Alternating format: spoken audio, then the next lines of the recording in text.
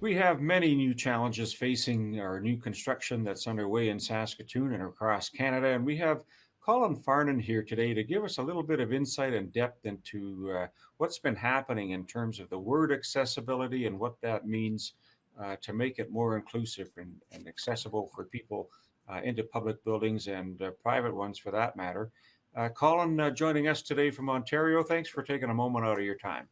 Hi, thanks. Yeah, I want to talk a little bit about yourself and then get into the work that you're doing.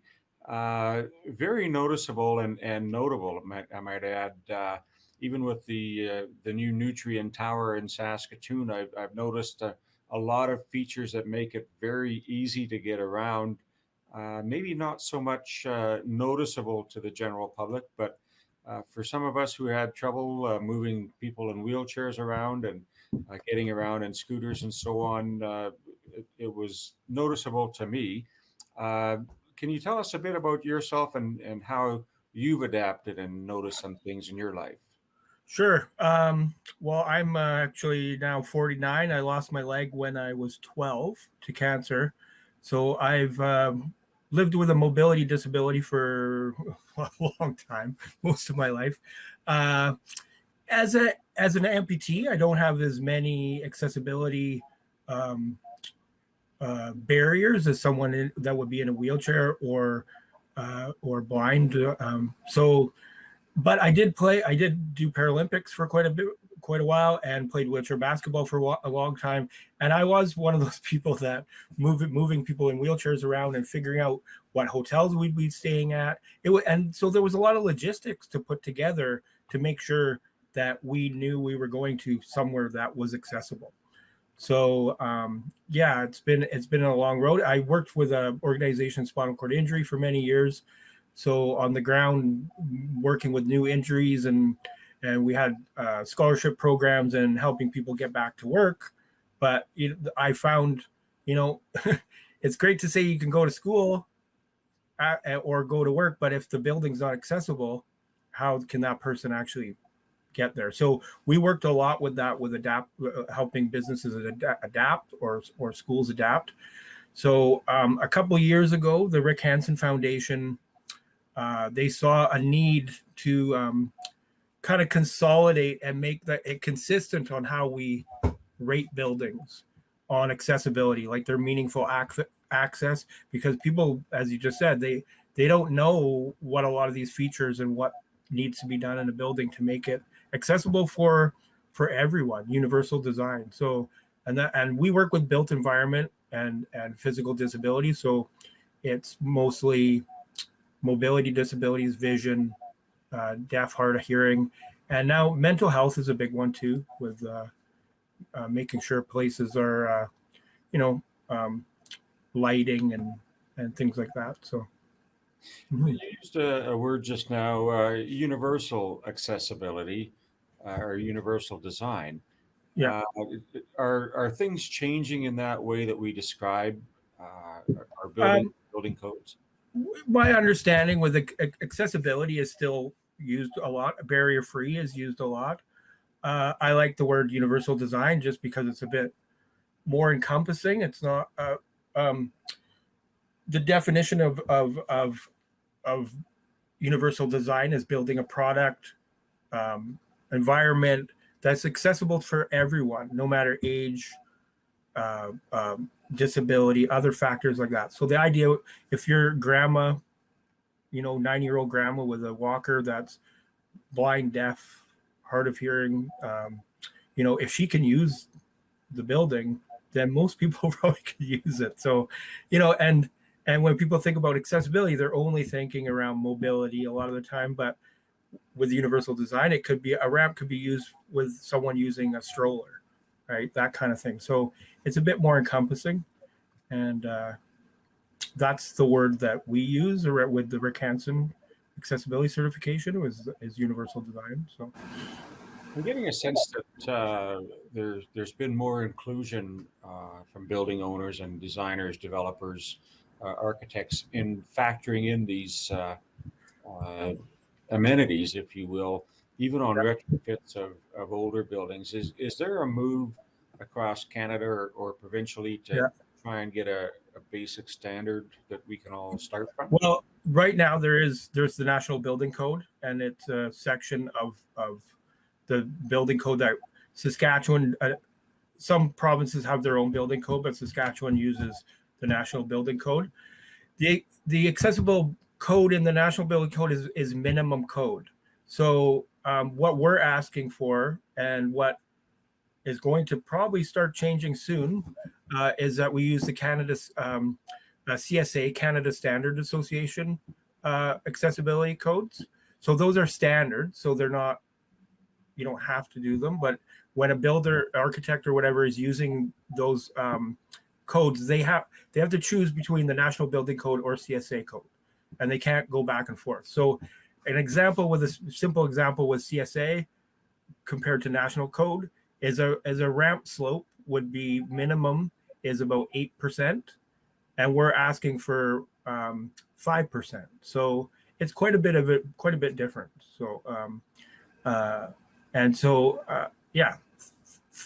And the other thing too is that the reason why a lot of the building people are getting behind it, developers and architects and stuff, is that the federal government has now brought in their own disability accessibility legislation, which got brought in 2019, the Bill C-81.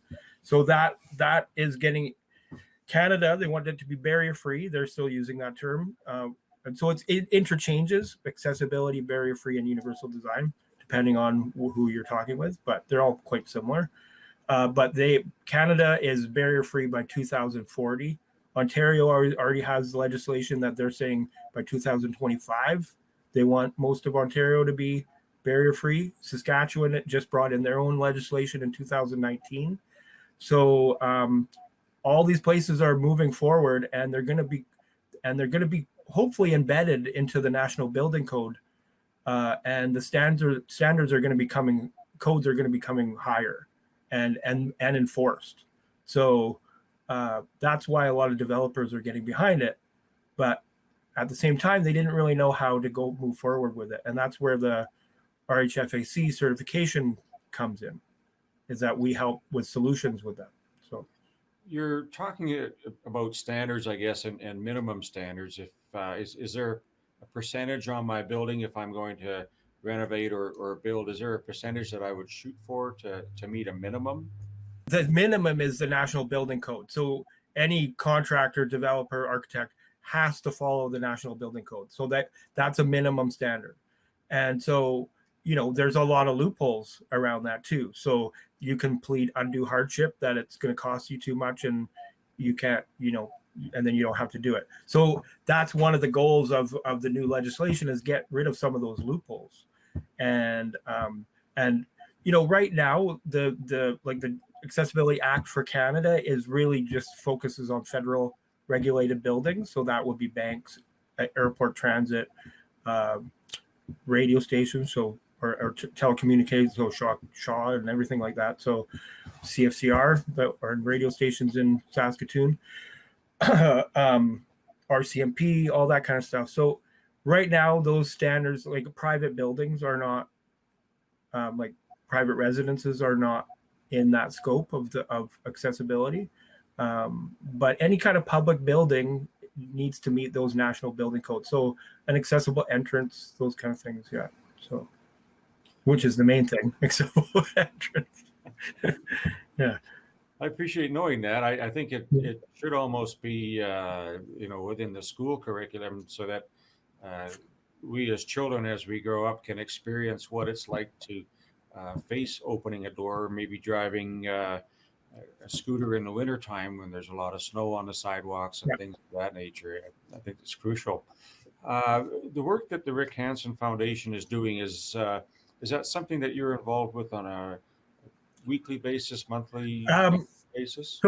So it's set up as I'm a consultant, and so I work independently. But a building would register with the Rick Hansen Foundation to get their building certified, and then there's a list of people that are trained to do the work, that are actually certified people. And there's about 100 across Canada. Right now, there's only a few in Saskatchewan, and I actually just was in Winnipeg doing a couple buildings there. I rated the legislative building last summer. So the Saskatchewan government's quite behind this, and they support it. They're the first Parliament building that's been rated in Canada, and they passed with a 64, I think, which is not 64%, which passes accessibility, which is great for a building that was built in 1912, right? So, there's things that need to be done with them, but they didn't know what the next step was. So by getting a rating that gives them a 60% or whatever, then we kind of make a list of improvements, what they could do to make them a little bit better.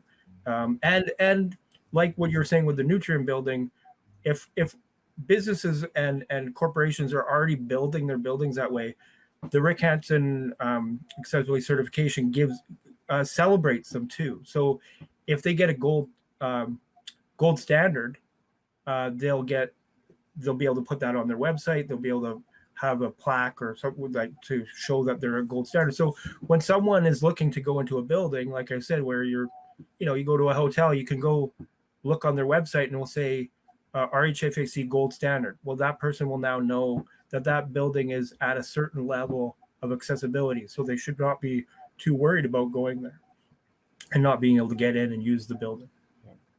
I think anything to do to create a little more independence and non-reliance on others is what I'm hearing from many that have approached us and said, how can I do more things on my own? I appreciate all the work that you're doing. Thank you, Colin, for shedding some light on that. Sure. And I'm sure we'll have you back on the show here this fall with some other matters concerning your art. So yeah, sure. Today. Okay, thanks, Randy.